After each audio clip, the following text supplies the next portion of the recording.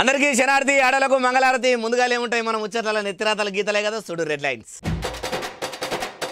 బయటి దేశంకించి 3000 కోట్ల డ్రగ్స్ తెచ్చిండ్రట స్మగ్లర్లు. ఎరకగానే పోర్టుకు పోయి పట్టుకురాట పోలీసులు అధికారులు. ముఖ్యమంత్రి సారు నజరు పెట్టిండట టోల్ గేట్ల టెండర్ల మీద. తప్పు జరిగిందని తెలిస్తే ఎవ్వరైనా లోపలేయమంటుండు సీదా. తుమ్మితే ఊసిపోయే ముక్కు లెక్కున్నదట కాంగ్రెస్ తీరు. తెలంగాణలో షై పార్టీ గురించి మాట్లాడిండు లక్ష్మణ్ సారు.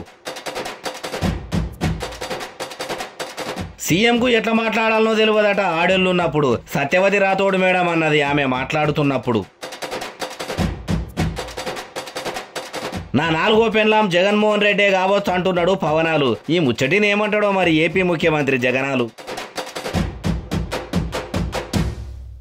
బయటి దేశంలోకించి మన దేశంలోకి తెస్తున్న 3300 కిలోల డ్రగ్స్ను నార్కోటిక్స్ అధికారులు పట్టుకుర్రట.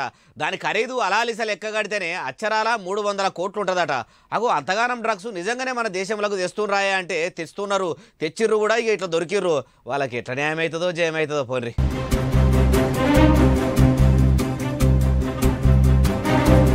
చూసినరా, మంచిగా జమాయించి లైన్లో వేర్చిన బస్తాలన్నీ కూడా డ్రగ్స్ ఏనట. బయట దేశంలోకి వెళ్ళి పెద్ద పడవలు వేసుకొని వస్తున్నారని మన దేశ రక్షక భద్రతకి ఎరకైందట. అసలే మన పోలీసులు మురక చూసి దొరకబట్టే బాపతాయి. అటువంటిది డ్రగ్స్ తెస్తున్నారని ఎరకైనాక ఊకుంటారా? పోలీసులు, నెవీ అధికారులు, నార్కోటిక్స్ అధికారులు అందరు కలిసి ఇట్లా డ్రగ్స్ పడవాను అందులున్న 5 దొంగలను పట్టుకుర్రట. మన దేశంలోకి ఇంత డ్రగ్స్ తీసుకొచ్చుడేంది? అసలు వీళ్ళు ఏ దేశంలోకి ఎంచి తెస్తుర్రు? ఇండియాలో ఉన్నోళ్ళే ఎవరన్నా ఆర్డర్ పెట్టిర్రా అని పట్టుకున్న 5 దొంగలను అధికారులు అడుగుతుర్రట. మరి ఈ మాలు ఏడ దొరికిందంటే నరేంద్ర మోడీ గారు నడయాడిన గుజరాత్ రాష్ట్రంలో ఉన్న పోర్టు కాడనట.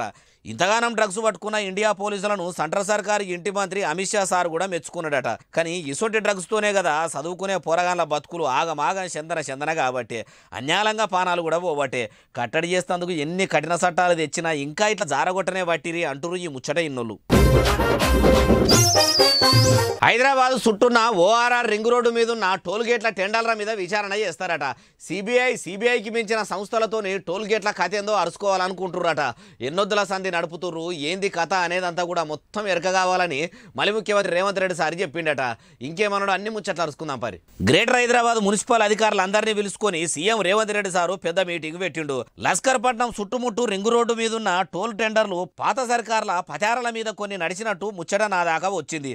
ఎంతమంది ఎన్ని ఎనికేసుకుంటురు, ఎన్ని టోల్ గేట్లకు బరాబర్ పైకం చెల్లిస్తురు, ఎంత పైకం ఎనికేసుకుంటారు లెక్కలతో సహా తీసుకొని రావాలి. ఎసుంటి తప్పుడు పని చేసిన అప్పటి మందం తలకాయ ఊపిన అధికారులనే కాదు, ఎంత పోటు లీటర్లు అయినా సరే ఇడిచిపెట్టకుర్రి. కమిషన్లు ఎంత తిన్నారో కటకటాలకు దోలి అంత కక్కిచ్చే జిమ్మేదారి తీసుకోర్రి. బుడబుడ అధికారులతో కూడా కాదు. అసొంటోళ్ళ భాగోతం బయటపడాలంటే సిబిఐతోనే అవుతుంది అనుకొచ్చిండట. మళ్ళీ ముఖ్యమంత్రి రేవంత్ రెడ్డి సార్ ఇంత గట్టిగా అంటున్నాడంటే రింగు రోడ్డు టెండర్ల నిజంగానే తక్లీఫులు జరిగి ఉండొచ్చు. మరి ఆర్డర్ అయితే చేసిండు. వాళ్ళు కూడా అధికారులతోని ప్రభుత్వంలో ఉన్న లీడర్లతోని మాట్లాడుకుంటే మటుకు మాఫ్ చేసి లోపటనే అయిపోతుందా, లేకుంటే తప్పు చేసిండ్రు కాబట్టి ఇడిచిపెట్టేదే లేదని కేసులు కట్టి జైలుకు పంపుతారా చూడాలంటారు ఈ ముచ్చట తెలిసినోళ్ళు. 18 ఏళ్ళు బయటి దేశం దుబాయ్లా జైల్లో దినమో గండంగా గడిపి వచ్చిన వాళ్ళను కలిసిండట కారు పార్టీ లీడరు మాజీ మంత్రి కేటీఆర్ సారు. అక్కడి దేశమూలతో మాట్లాడి తెలంగాణ రాష్ట్రానికి రప్పించిన. ఇప్పుడు వాళ్ళు ఇంటికాడ ఎట్లున్నారు ఏం కథ అని అరుచుకునేందుకు పోయిండట.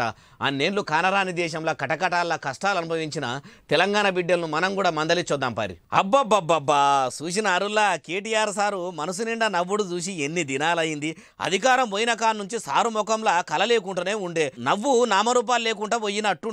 అటువంటిది ఇలా ఇట్లా నవ్వుకుంటా ఉన్న ముఖం చూస్తే ఎక్కదీపం వెలుగుతున్నట్టే సారు ముఖం వెలిగిపోతలేదు. లీడర్ అంటే లీడరే కదా, అధికారంలో లేకున్నా ఆపత వచ్చిందంటే చాలు, ఏడున్నా గాని రామన్నా అంటే చాలు నేనున్నా అని ఇంటికి పెద్ద దిక్కు లెక్క నిలబడతాడని ఆయన వెనకపూట నడిచేటోళ్ళు ఉత్తగానే అంటారా చెప్పుర్రి. అమ్మా మంచుకున్నారా అనుకుంటా వచ్చిండు. అట్లా సాపలా కూర్చొని వాళ్ళతో ఇట్లా ముచ్చట పెట్టిండు. అందులున్నవో అన్న ఏమంటుండో ఇనుండ్రి. లేకపోతే మా జీవితాలు ఖరాబ్ అయిపోయి సార్, మీరు ఆదుకోకపోతే ముందుకు రాకపోతే మా భార్య బిడ్డలు, మా తల్లిదండ్రులు, మా చెల్లి అందరినీ మా కుటుంబాలకు చూడటాను సార్. ఇన్నరా మళ్ళా మా ఇంటోళ్ళను ఇట్లా కలుస్తామని కలల కూడా అనుకోలేదు సారు. మీరు ఆదుకుంటేనే ఈడదాకా వచ్చినాము, మీరు లేకుంటే మేము వచ్చేటోళ్ళమే కాదని కడుపులున్న బాధనంతా రామారావు సార్కు చెప్పుకున్నాడు. అట్లా అనుడుతోనే నువ్వు బయటోనివి కాదే, మా ఇంటోని లెక్క మీకు ఏ తిప్పలున్నా తీరుస్తా అని ధైర్యం ఇచ్చిండట. ఈ సహాయ సహకారాలు వాళ్ళు అధికారంలో ఉన్నప్పుడు కూడా ఇట్లనే చేస్తే సారు విలువ ఇంకా పెరిగిపోయేది. కానీ అప్పుడు సర్కార్లో ఉన్నప్పుడు సారుకు ఇట్లా సాయం చేసేంత తీర్పాటకం ఉన్నదో లేదో అంటుర్రు ఈ ముచ్చట తెలిసిన వాళ్ళు. తెలంగాణ మీడియా అకాడమీ చైర్మన్గా కొత్త కొలువెక్కిన శ్రీనివాసరెడ్డి సారు ముఖ్యమంత్రి రేవంత్ రెడ్డి సార్ను మర్యాదగా కలిసిండు. మరి సీఎం సార్తో ఏం మాట్లాడిండు? విలేకరుల విషాద గాథలు, జర్నలిస్టుల బాధలు ఏమన్నా వివరించిండా? మళ్ళీ ప్రభుత్వం అన్న మా మీడియా సోదరులను ఆదుకోవాలని చెప్పిండా? అన్ని అరుచుకుందాం పరి. ముసిముసి నవ్వులు నవ్వుకుంటా ముఖ్యమంత్రి రేవంత్ రెడ్డి సార్ రాగానే శ్రీనివాసరెడ్డి సార్ కూడా చిన్నగా స్మైల్ ఇచ్చిండు. సీనన్నా నువ్వు అనుకున్నట్టే మీడియా అకాడమీ చైర్మన్ అయినవు కదనే అని రేవంత్ రెడ్డి సార్ అన్నాడు కావచ్చు. శ్రీనివాసరెడ్డి సార్ కూడా అటో ఇటో మీ మలి సర్కార్లనే అవ్వడు మంచిగానే ఉంది అన్నాడు కావచ్చు. చైర్మన్ అయినాక తొలుత నా దగ్గరికే వస్తీవి అని శాల్వ తెప్పించి సన్మానం కూడా చేసిండు. పూల గుత్తి చేతుల్లో పెట్టి ఇద్దరు ఇట్లా పోటు వలు దిగిర్రు. ఇక పాత సర్కార్లో కూడా జర్నలిస్టులకు ఎన్నో చేస్తామని జనంకి ఇచ్చినట్టే హామీలు ఇచ్చిర్రు. కానీ 10 ఏళ్ల పుణ్యకాలం పూర్తయినా కానీ పత్రికా ఎలక్ట్రానిక్ మీడియా మిత్రులకు ఒరిగింది ఏమీ లేదు. మలి సర్కార్లో అట్లా కాకుండా మా మీడియాలకు మీరన్నా మేలు చేయాలని కూడా చెప్పొచ్చు. ఓ సీఎం సారు విలేకరులలో కూడా అసలైనలను అరువులను గుర్తించి ఆదుకుంటే మిమ్మల్ని అక్షరాలతోని ఎల్లకాలం ఆరాధిస్తారు, గాయగురం చేయరాదు సారు అంటారు ఈ ముచ్చట తెలిసినోళ్ళు. తెలంగాణ కమలంపు పెద్ద ముత్తైదు లక్ష్మణ్ సారు తెలంగాణ కాంగ్రెస్ గురించి మాట్లాడుకొచ్చిండు.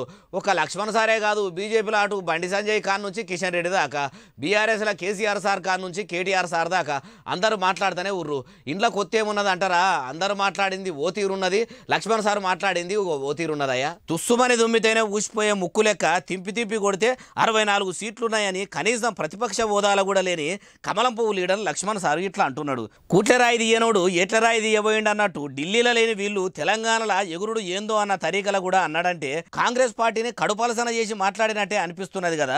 ఆ ముచ్చట అట్లా ఉండను కానీ లక్ష్మణ్ సారు మరి ముంగట ఎంపీ ఎలక్షన్లు ఉన్నాయి. రాష్ట్రంలో అన్ని సీట్లు మీ కమలం పువ్వే కైవసం చేసుకుంటుందా? కాంగ్రెస్ బీఆర్ఎస్ల వశం కాకుండా చూసుకుంటారా అంటురు. సీట్ల గురించి సింపుల్గా మాట్లాడుతుంటే లక్ష్మణ్ సార్ మాటలు ఇన్నోళ్ళు. మళ్ళీ ముఖ్యమంత్రి రేవంత్ రెడ్డి మహిళలను తక్కువ చేసి మాట్లాడు ఏం మంచిగా అనిపిస్తలేదట. అగో మహిళలే మహారాణులు, ఆడబిడ్డలకు ఏ ఆపద వచ్చినా ఆదుకుంటామని చెప్పే రేవంత్ రెడ్డి సారు స్త్రీలను చిన్నసూపు చూసుడేంది, తక్కువ చేసి మాట్లాడుడేంది అంటారా? నిజంగా ఆడలను అంత కేర్ చేస్తలేడట. కావాలంటే ఇనుండ్రి. మహిళల పట్ల అగౌరవంగా స్వయంగా ఈ రాష్ట్రాన్ని పాలిస్తున్న ముఖ్యమంత్రి గారు మాట్లాడటం చాలా దురదృష్టకరం. ఇన్నరా మళ్ళీ ముఖ్యమంత్రి మహిళలందరినీ పక్కకు పెట్టుకొని ఇట్లా ఇష్టం వచ్చినట్టు మాట్లాడేంది? సీఎం అని మరిచి ఇట్లా మాట్లాడిండు కావచ్చు అనుకొచ్చింది. మన దేశంలోనే కాదు బయటి దేశంలో కూడా ఆడోళ్లను అమ్మవార్ల లెక్క చూస్తారు. అసొంటి అమ్మలక్కల ముంగట మాట్లాడేటప్పుడు ఎట్లా మాట్లాడాలన్న ముచ్చట ముఖ్యమంత్రి గారికి తెలియకపోవడం ఏందన్న తరికలు అనుకొచ్చింది. మరి ముఖ్యమంత్రి రేవంత్ రెడ్డి సారు అంత పెద్ద మాటలు మహిళలు ఉండంగా ఏమన్నాడు? బీఆర్ఎస్ వాళ్ళు ఇంత బదనాం చేస్తున్నా మాటలేంది? అవి కూడా చెప్పలేదు అంటుర్రు. రేవంత్ రెడ్డి సారు అంటే అభిమానం ఉండి ముఖ్యమంత్రి సారు ముంగట నడుస్తుంటే వెనక పొంట నడిచాడు. మేడారం సమ్మక్క సారలమ్మ జాతరను మీడియాలో మంచిగా కవర్ చేసిరని అర్థం చేసుకున్న అడవిబిడ్డే సీతక్క అందరినీ కూడా ఒకతానికి పిలిచింది. అంత పెద్ద జాతరను ఎంతో మంచిగా టీవీల్లో చూపెట్టిర్రు, పేపర్లలో కూడా పోటువలు వేసి మంచిగా వనదేవతల ముచ్చట్లు రాసుకొచ్చిర్రని ఇక ఇట్లా వాళ్ళకు సన్మానాలు సత్కారాలు చేసింది. ఎంటదెంట లైవ్ కవరేజ్తో పాటు అప్డేట్లు అందించుకుంటా భక్తులకు అర్థమయ్యేటట్టు వివరించుకుంటా పత్రికల్లో వార్తలు రాసి టీవీల్లో న్యూస్లు వేసిన విలేకరులందరినీ పేరున యాది పెట్టుకొని మరీ పిలిచి ఇట్లా సన్మానం చేసిందంటే సీతక్కను తారీఫు చేయవలసిందే. మంచిగా సన్మానం చేసి ఎప్పటికీ యాదికుండేటట్టు మనిషికో బ్యాగ్ కూడా ఇచ్చినట్టున్నది, సర్టిఫికేట్లు కూడా చేతుల్లో పెట్టినట్టున్నది కదా. ఇట్లా జాతర అప్పుడే కాకుండా అప్పుడప్పుడు సమ్మక్క సారలమ్మల చరిత్రను మేడారం గొప్పతనాన్ని కూడా న్యూస్లో వేస్తుండాలని కూడా చెప్పింది కావచ్చు. ప్రెస్ మీట్ పెట్టినప్పుడే జర్నలిస్టులతో మాట్లాడి మళ్ళా కూడా యాది పెట్టుకోకుండా ఉండే లీడర్లు ఉన్న ఈ కాలంలో కూడా యాది పెట్టుకొని పిలిచి సీతక్క సన్మానం చేసుడు చూసి అందరు తారీఫు చేస్తారు. తెలంగాణలో ఏర్పడ్డ మలి సర్కారు ఎన్నికల ముంగట ప్రజలకు చెప్పిన మేనిఫెస్టోలో ఉన్న గ్యారంటీలను అమలు చేస్తలేదట. అగో నిన్ననే కదా 6 గ్యారంటీలలో మళ్ళీ 2 పథకాలు అమలు చేస్తున్నట్టు చెప్పిర్రు. నువ్వేందే బాలన్న అమలు చేస్తలేరు అని అంటున్నావు అంటారా? అన్నది నేను కాదు, ఎవరన్నారు మీరే ఇనుండ్రి. ఎన్నికల సందర్భంలో ప్రతి ఇంటికి ఉచితంగా గ్యాస్ సిలిండర్ అన్నారు. మళ్ళీ ఇప్పుడు రకరకాల కండిషన్లు పెడుతున్నారు. ప్రతి ఇంటికి 200 యూనిట్ల వరకు ఉచిత కరెంట్ అన్నారు గృహజ్యోతి పథకం కింద. మళ్ళా ఇప్పుడు దాంట్లో కొర్రీలు పెడతా ఉన్నారు, కోతలు పెడతా ఉన్నారు. కాబట్టి ఇది కరెక్ట్ కాదు. ఇన్నరా car party leader Balka Suman Indiramma సర్కారు పెట్టిన మేనిఫెస్టో గురించి ఇట్లా అంటున్నాడు. ఎన్నికల ముంగట అందరికి ఫ్రీ అని చెప్పి ఇప్పుడు గెలిచినాక చేతులు ఆవాడుతుందట షెయి సర్కారు. మహాలక్ష్మి పథకంలో రాష్ట్రంలో ఉన్న రేషన్ కార్డులు ఉన్నోళ్ళందరికీ కూడా 500కే గ్యాస్ బుడ్డి ఇస్తలేరట. అట్లానే కరెంటు కూడా కొంతమందికే ఇస్తుండ్రట. ఇట్లా చేస్తే మటుకు ఇందిరమ్మ రాజ్యం అనే మాటను వినిపించకుండా కాంగ్రెస్ పార్టీని కనిపించకుండా ప్రజలే చేస్తారట. అవు నిజమేనుల్లా షెయి పార్టీ లీడర్లు కూడా ఓడెక్కేదాకా ఓడమల్లన్నా ఓడ దిగినాక బోడమల్లన్నా అన్నట్టు గెలవక ముందేమో ఓ మాట గెలిచినాక ఓ మాట చెప్తుండ్రు. ఇదేనా మాట తప్పము మడిమేదింపమని మాట తప్పుడు మళ్ళేమనంటే మేము పాలకులం కాదు సేవకులం అంటారు. ఇదేనా సేవకుల గుణం అంటారు ఈ ముచ్చట తెలిసినోళ్ళు. కమలం పువ్వు పార్టీ మాజీ పెబ్బ బండి సంజయ్ ప్రజాహిత పాదయాత్ర చేస్తుంటే గుర్తు తెలియని వాళ్ళు కోడిగుడ్లు కొట్టిరట. ఎన్నో తీర్ల గుడ్లు ఉండగా ఒక్క కోడిగుడ్డు అనేది తెచ్చి ఎందుకు కొట్టిరు? మరి కావాలనే కొట్టిర్రా? బండి సార్ను గుడ్లతో ఎందుకు కొట్టవలసి వచ్చింది? ఏం కథ అరుచుకుందాం పరి.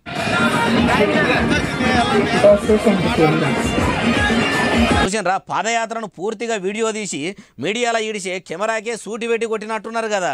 గుడ్లని ఫోటో కెమెరాలకే కాదు సంజయ్ సార్తోనే నడిచే కమలయాల మీద కూడా కావాలని ఇట్లా గుడ్లు కొట్టిరట.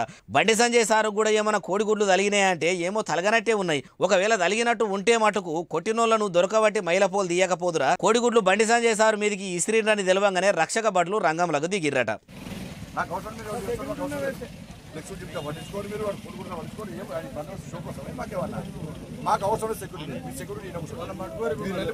చేతులు గాలినాక ఆకులు పట్టుకుంటే ఏం లాభం అన్నట్టే ఉన్నదట పోలీసు వాళ్ళ పనితరము. ఫ్లెక్సీలు వీకేసినా ఇట్లా కోడిగుడ్లతో కొట్టినా పోలీసులు అస్సలే పట్టించుకుంటలేరట. దొంగలు పడ్డాక 6 నెలలకు అన్నట్టు అంత అయిపోయినాక వచ్చి ఇట్లా సెక్యూరిటీ ఇస్తామని పోలీసులు అంటే మీ సెక్యూరిటీ వద్దు మీరు ఇడికెళ్ళి పోతారా లేకుంటే నేను ఇట్లనే రోడ్డు మీద ఉండాలా అని గట్టిగానే అనుకొచ్చిండు. కానీ అటు అధికార పార్టీ కాకపోయా ఇటు ప్రతిపక్ష పార్టీ అన్నా కాకపోయా నడమల ఉంటిరి. అటు ఇటు కాకుండా ఉన్న మీరు ఉరిమురిమి మంగళం మీద పడ్డదన్నట్టు మీరు అట్లా అనబడితిరి. మమ్మల్ని ఏం చేయమంటారు సారు అని పోలీసులు కూడా అనుకోవచ్చు అంటారు ఈ ముచ్చట తెలిసినోళ్ళు. చిరంజీవి చిన్న తమ్ముడు పవన్ కళ్యాణ్కు ముచ్చటగా 3 పెళ్లిలైన ముచ్చట ఎరుకున్నదే కదా. 3 కాకుండా 4 పెళ్లిలు అయినాయని ఏపీ ముఖ్యమంత్రి జగనాల్ సారు పవనాల్ సార్ని అన్నాడట. ఇక నాకు 3 పెళ్లిలైన ముచ్చట ఎరుకున్నదే. 3 భార్యలలో 2 విడిచిపెట్టినా ఇంకొక ఆమెతోనే ఉంటున్నా. 4వ లగ్గం అయింది 4వ భార్య ఉన్నదన్నాడు. మరి ఆ 4వ భార్య ఎవ్వరు అంటే ఇట్లా అనుకొచ్చుడు. పవన్ కళ్యాణ్ అంటే 3 పెళ్లిళ్ళు 2 విడాకులు. అతని దృష్టిలో 4 పెళ్లిళ్ళు అంటాడు. మరి ఆ 4వ పెళ్ళం ఎవరో తెలియదు. జగన్ ఏమో నాకు తెలియదు. మరి నాకు ఇదే విసుగొస్తుంది. జగన్ లేని 4వ పెళ్ళవుటే నువ్వేరా అర్థం కాకుంటే మళ్ళొక్క పరి నుండి. పవన్ కళ్యాణ్ అంటే 3 పెళ్లిళ్ళు 2 విడాకులు. అతని దృష్టిలో 4 పెళ్లిళ్ళు అంటాడు. మరి ఆ 4వ పెళ్ళం ఎవరో తెలియదు. జగన్ ఏమో నాకు తెలియదు. మరి నాకు ఇదే విసుగొస్తుంది. జగన్ లేని 4వ పెళ్ళవుటే నువ్వేరా. ఇన్నరా 4వ పెండ్లాం జగనేమో అంటున్నాడు.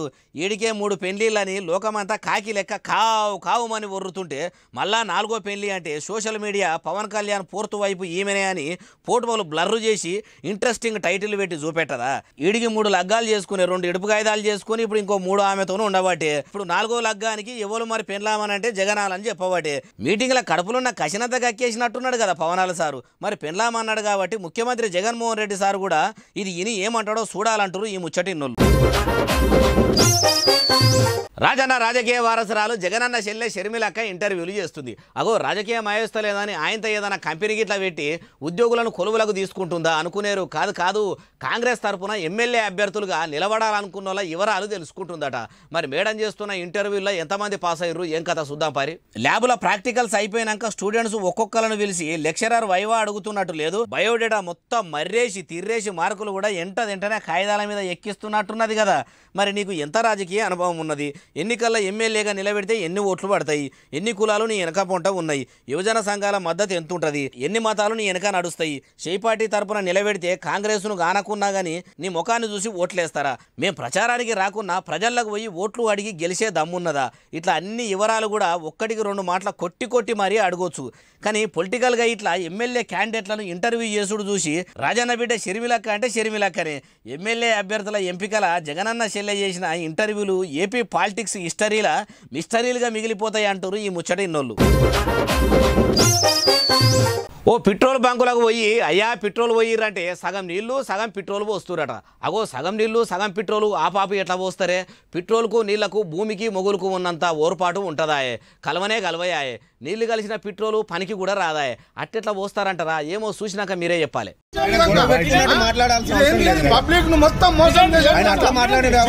చూసిండ్రా 2 బాటలలో పెట్రోల్ కొట్టిస్తే అలా సగం నీళ్ళే ఉన్నట్టున్నాయి. ఈడికే బండ్ల ఇంజన్లు బగ్గ రిపేర్లు పెడుతున్నాయని వాహన శోధకులు బాధపడుతుంటే దాని జతకి ఇట్లా కల్తీ పెట్రోలు. ఈ సమురు పోస్తే బండి ఇంజన్ ఏం కావాలి చెప్పుర్రి?